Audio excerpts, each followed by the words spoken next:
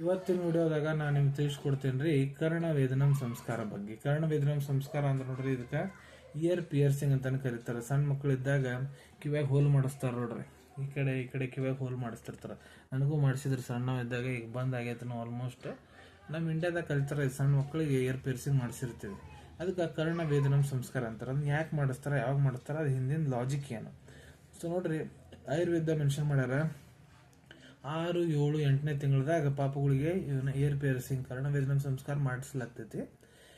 ಮತ್ತು ಪಾಪು ಗಂಡು ಮಗು ಐತಂದ್ರೆ ರೈಟ್ ಸೈಡ್, ಮತ್ತು ಹೆಣ್ಣು ಮಗು ಐತಂದ್ರೆ ಲೆಫ್ಟ್ ಸೈಡ್ ಇಯರ್ ಪಿಯರ್ಸಿಂಗ್ ಮಾಡ್ಸಕ್ಕೆ ಹೇಳ್ಯಾರ್ರಿ. ಸೊ ಇದ್ರ ಮಾಡಿಸ್ಲಿಕ್ಕೆ ಕಾರಣ ಏನಪ್ಪ ಅಂದ್ರೆ, ಮಕ್ಕಳದ್ರಾಗ ಸೆಕೆಂಡ್ರಿ ಇಮ್ಯುನಿಟಿ ಡೆವಲಪ್ ಆಗ್ತೈತ್ರಿ. ಅಂದ್ರೆ ರೋಗ ಪ್ರತಿರೋಧ ಕ್ಷಮತೆ ಏನೈತೆ ನೋಡ್ರಿ, ಅದು ಹೆಚ್ಚಿಗೆ ಆಗ್ತಿತ್ತು.